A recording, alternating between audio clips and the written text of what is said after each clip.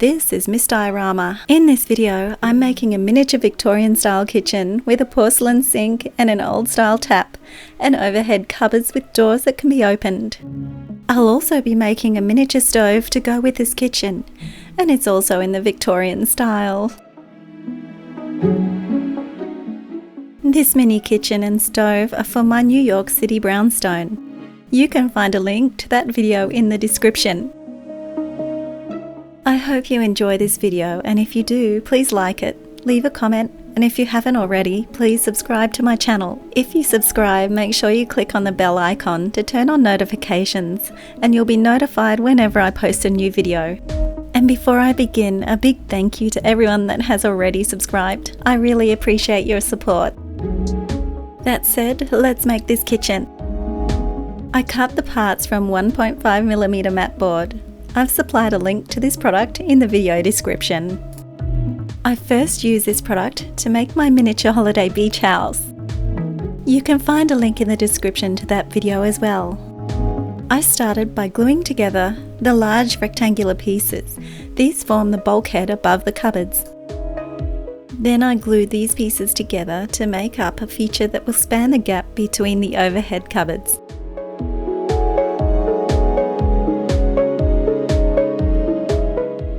Then it was time to make some overhead cupboards.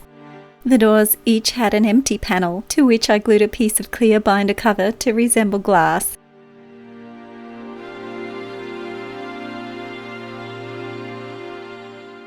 To allow these doors to open, I attached paper hinges to the frame and the door.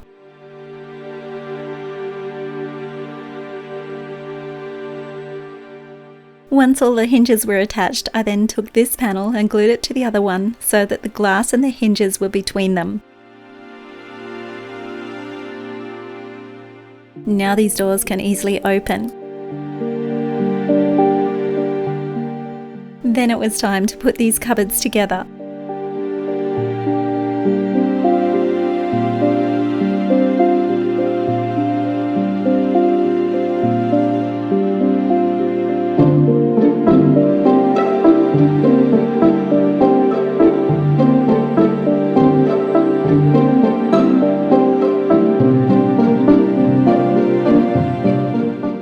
Then I took the parts I made earlier and glued a cupboard to either end of the feature piece. On top of this, I then glued the bulkhead piece.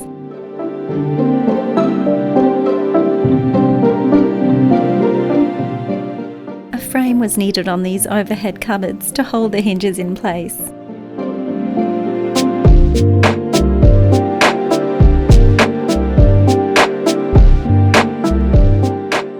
I added a shelf to each one of these cupboards.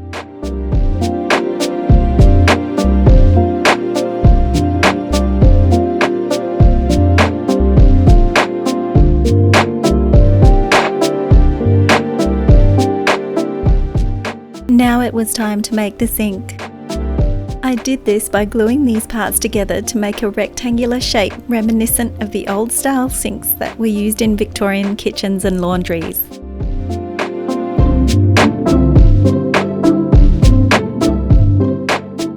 I used a file to round off the top edges of all the pieces so that it would look like an authentic enamelled sink.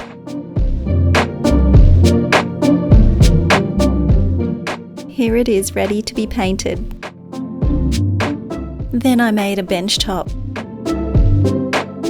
To begin with, I used a file to round off the front edges of the pieces that would make up the bench for a more elegant finish.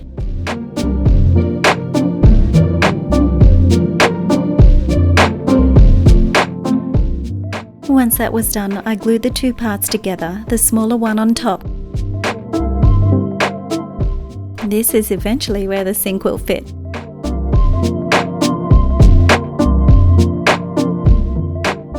First, I made the cabinet that will hold the sink and bench top that I just made. I did this by gluing pieces together that would make up two drawer sections at either end of the cabinet. Then I glued some drawer fronts to both of these sections. These drawers don't actually work, but you get the idea. This is a heat shrink connector for wiring. I thought this would make a really good drain pipe for under the sink, so I heated it and bent it to look like the elbow bend in a real pipe. I did this again. Then I added the fancy piece off a cocktail stick. I then glued the bench top onto the base cabinet, attached the sink,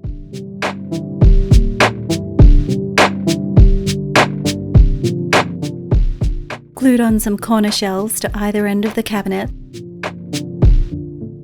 and finished with some cabinet feet.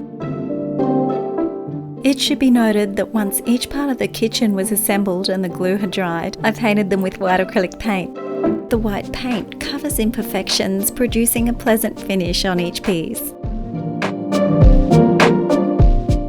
Once the base cabinet was painted, I added some handles to each one of these drawers.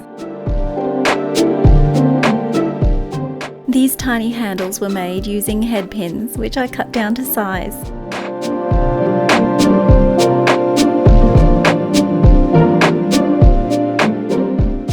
I also added doorknobs to the overhead cupboards. Now it was time to make a tap. To do this, I bent a 2 cm piece of wire at both ends. I bent an eye pin and looped it onto the bent piece of wire, and followed this by a tiny glass bead to either side of the eye pin. To form a base for the tap, I added another tiny glass bead, followed by a tiny silver bead to either side, and a glass bead to the mouth of the tap. For the tap handles, I cut most of the shaft off 2 head pins, added a tiny glass bead on each one, and glued these in place. Once the tap was finished, I glued it onto the base cabinet.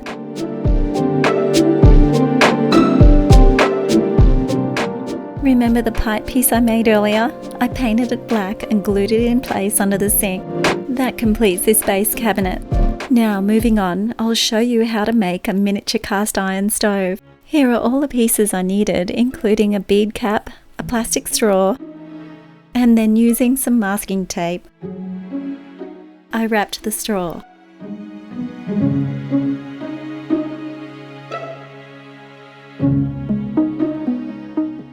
You'll see why I did this a little bit further on.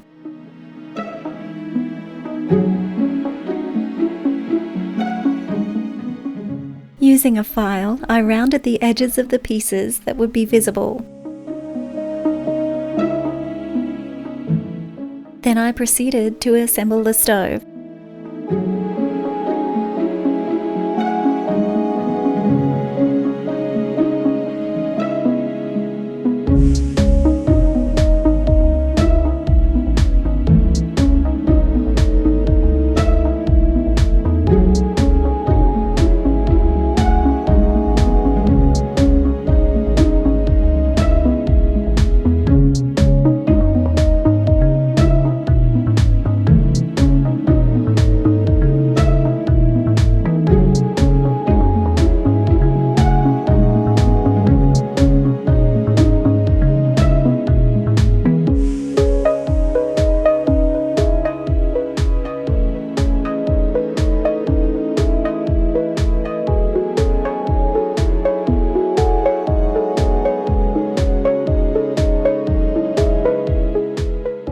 Now that the stove was assembled, I flattened out the bead cap and then glued this onto the stove top to resemble a trivet.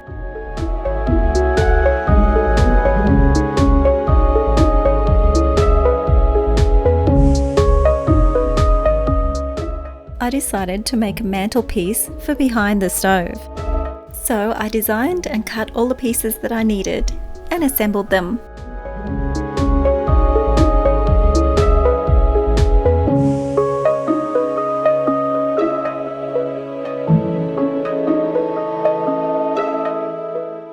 This hole in the mantle top will be for the stove flue.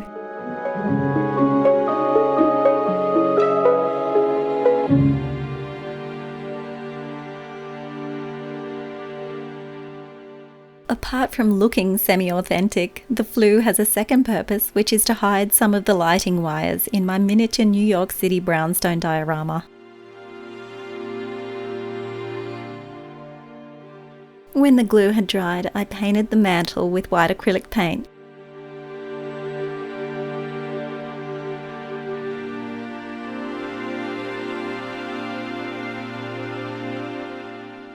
Then I applied a print to resemble a tile backsplash.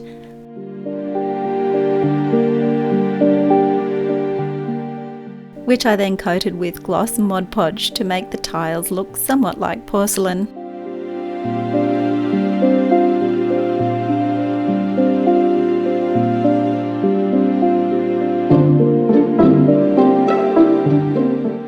Now it was time to add some finishing touches to the stove. I drilled a hole in the oven door and the drawer below. Then cut down and glued a head pin into both holes.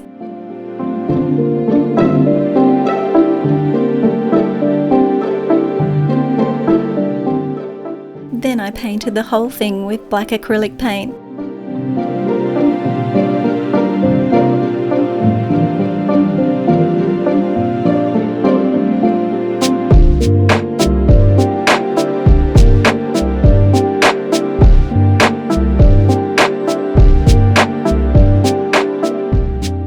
I also painted the flue with black acrylic paint.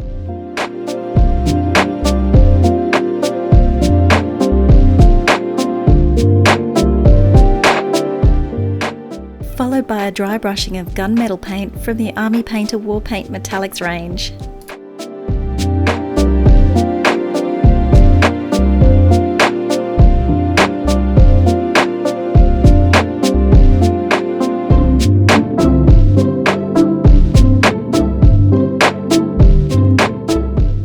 I thought the stove could do with one more tiny detail.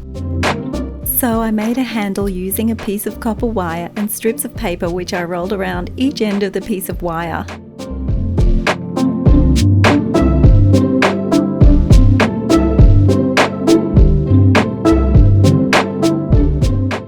Then I painted the handle in the same method I used for the stove and the flue.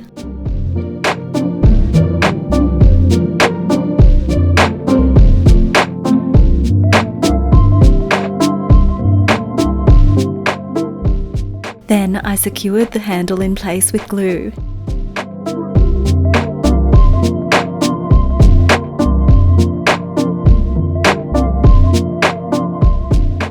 Now it was time to bring together the separate parts, the mantle, the flue,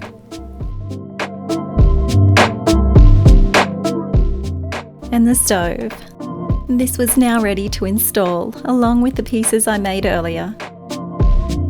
The base cabinet with the sink and tap, and the overhead cupboards. This is the finalised kitchen installed in my New York City brownstone.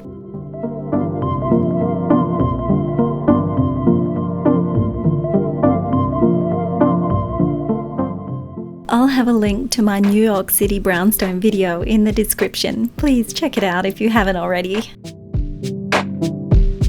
I really hope you enjoyed watching me create this miniature kitchen, and if you did, please give it a thumbs up, and if you haven't already, please subscribe.